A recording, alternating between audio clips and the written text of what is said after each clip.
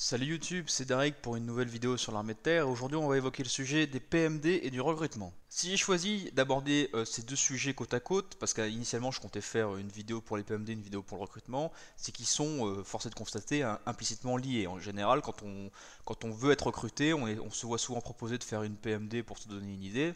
Et en ce moment, l'armée utilise beaucoup la PMD comme un outil pour faire sa promotion, notamment via des influenceurs comme Thibaut Inchep, qui sont assez connus, où ils vont les intégrer à la PMD, donc ils vont travailler avec eux pour proposer une image positive de l'armée, moyennant quoi lui il fait ses vues et eux ils ont leur promotion. Mon objectif avec cette vidéo-ci, c'est d'apporter du change à ce que te raconte l'armée de terre via son marketing, et c'est de permettre, je l'espère potentiellement à des jeunes qui veulent s'engager à l'armée, d'avoir un petit peu plus conscience de ce qui les attend. Donc le plan de la vidéo, il va être assez simple, hein, tu vas voir, c'est basique tout basique. Donc, je vais te raconter ce que c'est qu'une PMD vue du point de vue des militaires. Je vais te raconter mon recrutement, comment il s'est déroulé, qu'est-ce qu'on m'a dit. Et ensuite, pour finir, je vais te raconter exactement quel a été mon quotidien. Une PMD, c'est une période d'une semaine pendant laquelle l'armée de terre t'accueille dans un régiment. Donc pour un militaire, une PMD, c'est une mission. C'est une mission que tu reçois, qu'on te donne. Tout militaire peut être amené un jour à encadrer une PMD.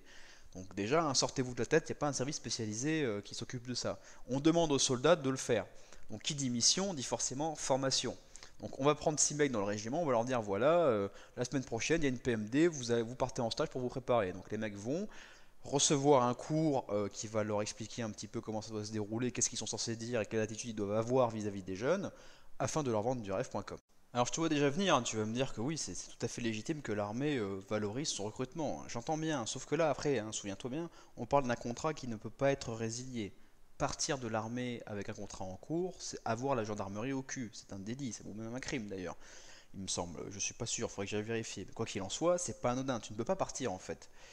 Et forcément, comme toute relation qui est basée sur un mensonge, elle va être biaisée, parce que quand le mensonge va monter à la surface, le couple va être faussé. Donc il faut bien imaginer un petit peu, tu es là, tu as fait ta PMD, tu veux t'engager à l'armée, tu vas initier toute la procédure de recrutement qui en général prend 4 ou 6 mois, ça dépend. Moi, de mon temps, c'était un an, donc bon, c'est dire si ça s'est un peu accéléré. Mais qu'est-ce que tu vas faire mécaniquement? Ben, pour te motiver, pour te projeter psychologiquement sur ce que tu vas être, ton engagement, tu vas te retourner vers ta PMD. Et quand tu vas arriver dans le quotidien qui n'a plus rien à voir, bah, tu vas être très déçu parce que le mensonge aura explosé. Et forcément, ça aura des répercussions sur ton attitude qui aura des répercussions sur le monde qui t'entoure. Et là, on parle d'un métier où on vit avec les gens en permanence, où on est tous très resserrés dans la proximité qu'on a, que ce soit en mission ou dans le quotidien. Et forcément, ce comportement, il va avoir des répercussions sur les autres. Ça va entraîner que ben, aujourd'hui, il y a beaucoup de gens qui vivent leur contrat comme une punition, qui ont envie de partir mais qui ne peuvent pas, donc qui attendent avec résignation la fin du contrat et qui vont tout faire pour partir le plus tôt possible si la possibilité leur est offerte. Tu as des désertions, tu as beaucoup de désertions, surtout parmi les jeunes qui sont arrivés les plus récemment, qui sont très nombreux à avoir été happés par ce marketing très agressif et très idéaliste, qui ne se nuance même plus et qui du coup fausse complètement la relation.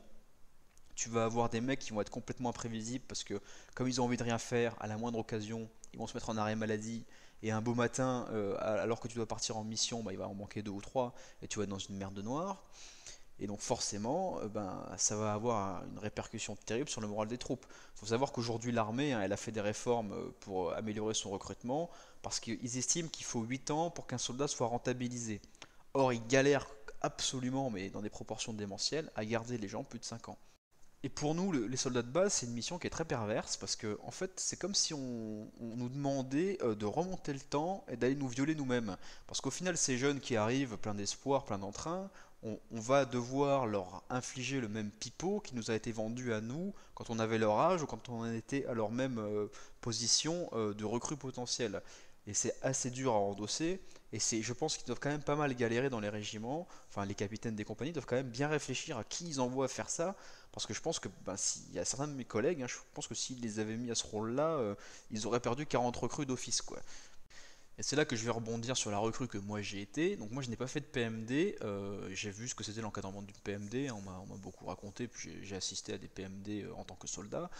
Mais moi je suis directement allé dans un CIRFA à Paris pour déposer ma candidature. Donc comme toute personne qui n'y connaît pas grand-chose, quand on m'a demandé qu'est-ce que vous voulez faire à l'armée, j'ai répondu je vais aller dans l'infanterie.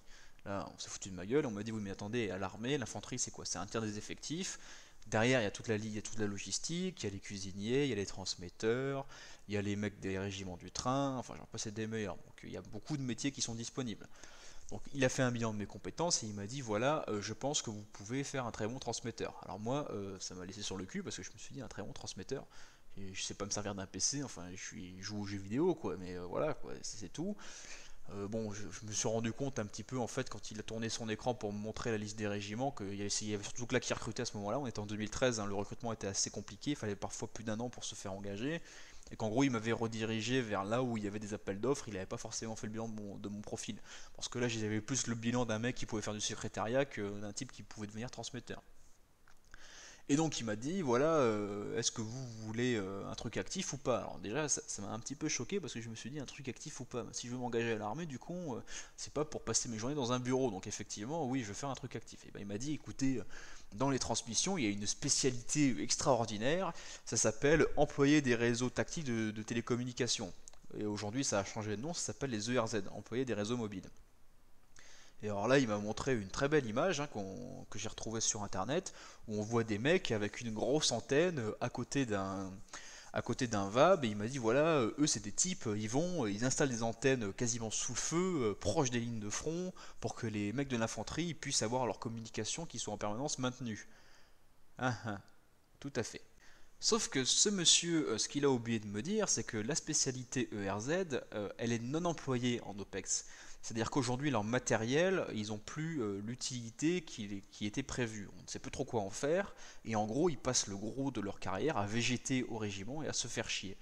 Et c'est bien là tout le drame, vous voyez, donc c'est pour faire le lien avec cette PMD, etc. C'est que là, on va carrément mentir sur un domaine spécifique à des mecs, et on va même pas prendre la peine de leur dire, écoute, voilà, ta spécialité, que tu as choisie, elle est soumise à des inconvénients, et tu seras peut-être amené à en changer pour essayer d'évoluer ou de pouvoir voir du pays et de bouger un peu ton cul de la France.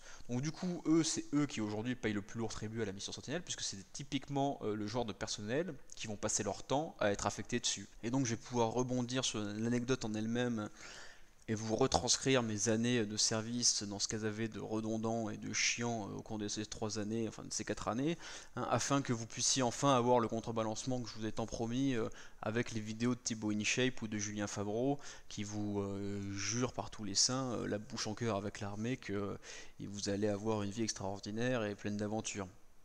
Bon, déjà, hein, il faut bien comprendre, hein, quand l'armée autorise des caméras à rentrer chez elle, l'armée contrôle ce qui se passe. Donc, bien entendu, hein, les mecs, les militaires qui sont amenés à témoigner, qui se comportent de la manière dont ils se comportent, ils jouent la comédie, ils font leur métier. On leur dit voilà, là, la mission, c'est de donner une image positive de l'armée via ce youtubeur. Donc eux, qu'est-ce qu'ils font? Ils remplissent leur mission. Donc il va de soi déjà que le rapport est complètement biaisé, hein. L'armée ne peut pas avoir une communication qui soit autre que positive à son encontre. Une armée qui dit attention, on est des merdes, les mains en l'air, bon, ça n'existe pas quoi. Donc forcément, je pense que tu avais déjà ce recul de base. Moi, je suis là pour l'amplifier et puis je suis là pour te donner la contre-change. Le quotidien sur une semaine, il se résume de la sorte, hein. C'est que bon, tu vas aller le lundi au boulot, comme tous les lundis pour n'importe quel être humain qui a un travail. Ta journée commence à 7h45 avec le rapport compagnie, où en gros on va faire la liste des présents et des absents, puis tu vas aller en sport à 8h. De 8h à 10h, voilà, tu vas faire ton sport, et je peux te garantir qu'à 10h, la journée est déjà quasiment terminée, hein. Parce que bon, très souvent, nous, ce qui se passait, c'est qu'on n'avait rien à faire, donc on passait notre temps au vestiaire. Sinon, on va t'envoyer nettoyer des véhicules, on va t'envoyer ranger des machins et des bidules, tu vas faire 4 fois d'affilée le ménage de toute la compagnie. Et si t'as un peu de cul et qu'il y a un sergent motivé qui traîne par là, il va peut-être t'emmener faire un foot ou des pompes pour un petit peu combler les temps morts. Il nous est même arrivé très souvent d'avoir des cours, alors on appelle ça des instructions, où en gros on va faire de l'anglais, des mathématiques, des dictées, enfin vraiment des trucs qui sortent un petit peu de l'image d'Épinal qu'on a du soldat très actif et qui essaye de vous renvoyer ces youtubeurs et l'armée via leurs vidéos un peu branlettes sur ce qu'est le quotidien prétendu du soldat. On peut aussi évoquer le sujet du sport, où il n'était pas rare qu'en fonction de la section, tu fasses pas ou peu de sport, voire que tu fasses un sport spécifique parce que ton chef de section c'est un peu son délire, donc lui il va t'emmener faire ce sport-là en particulier. Moi ça a été mon cas pendant un long moment, hein, mes encadrants dans ma section étaient fans d'athlétisme, donc on faisait énormément de footing. On faisait des footings longs et intenses avec un certain bon niveau, on avait tous un très bon niveau en course à pied. Par contre, si toi, de toi-même, de ton plein gré, t'allais pas le soir, sur tes heures de temps libre, faire du sport pour renforcer, pour compenser ces lacunes, bah, tu le payais fatalement sur le terrain. En 2015, changement de programme, hein, puisque la mission Sentinelle vient complètement chambouler ce rythme très lent de vie entrecoupé brutalement par une mission de temps en temps. Là, l'essentiel du temps mort, on va le passer en fait en mission Sentinelle. Mais le problème c'est le même, c'est que bon, outre l'impact moral, ça va aussi avoir un impact technique, un impact préparationnel. Donc aujourd'hui, par exemple, l'OTAN demande à ce que ces armées parce que toutes ces armées qui sont sous sa bannière donnent des soldats qui ont 80 jours de formation opérationnelle. Et il y a eu une chute dramatique de ces jours opérationnels, induite par la mission Sentinelle, où il me semble qu'on était passé sous la barre des 40 en moyenne.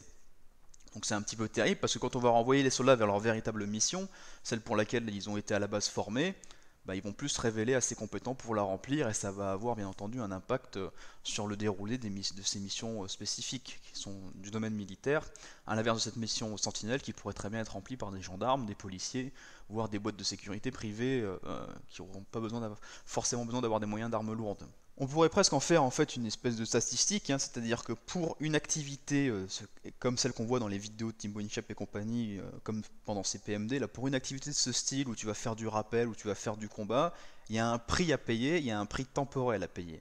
Ce prix temporel, il a un autre coût, c'est le coût sur ta vie sociale. Donc par exemple, aujourd'hui il y a des collègues de mon ancienne compagnie qui vont bientôt partir en mission en Outre-mer, ce sera leur première mission en Outre-mer, ça fait 4 ans et demi qu'ils attendent. Est-ce que tu es prêt à sacrifier ta vie pendant 4 ans et demi pour aller pour enfin avoir atteint ce Saint Graal qu'est la mission en dehors du pays, pour voir du pays? Pose-toi cette question, parce que cette question elle est importante, surtout que là je m'adresse particulièrement à ceux qui ont envie de s'engager. Est-ce que tu es prêt vraiment à débourser cette somme-là pour obtenir du divertissement, pour obtenir de l'aventure? L'engagement, je pense qu'il faudrait plutôt qu'ils tournent leur politique sur la volonté de servir vraiment le pays, quels que soient les sacrifices, plutôt que de laisser penser aux jeunes qu'ils vont être justement rétribués en aventure, ce qui est malheureusement complètement mensonger, hein. Pour chaque mission en hélicoptère que j'ai faite, pour chaque expérience de combat rapproché avec armes réelles où ça a vraiment défouraillé, chaque fois j'ai payé un très lourd tribut en temps passé au vestiaire à attendre, en temps passé assis dans des bus à attendre, en temps passé devant des synagogues et des mosquées, en temps à me faire chier de toutes les manières possibles et imaginables pour enfin déboucher sur 2, 3, 4 jours de véritable action militaire. Donc pose-toi encore une fois cette question, je sais que je me répète beaucoup, mais c'est surtout pour toi que je le dis. Si tu as des questions à me poser, si tu veux des réponses objectives sur ton engagement futur, quelle que soit ta spécialité, mets-moi en commentaire, je prendrai le temps de te répondre, il n'y a pas de souci. Et pareil, hein, si c'est des questions plutôt d'ordre privé, si vous vous posez des questions sur votre condition physique ou sur ce que vous pensez de vous-même, envoyez-moi un message sur mon profil directement sur YouTube. Je me ferai un plaisir de vous répondre. J'espère que cette vidéo t'aura permis de te faire un avis critique par rapport à ce que te raconte et te vend le marketing de l'armée de terre, appuyé par tous ces influenceurs qui devraient mettre un petit peu d'eau dans leur vin, je pense. Et je te souhaite, en l'occurrence, bonne route, hein, et à bientôt pour la prochaine vidéo.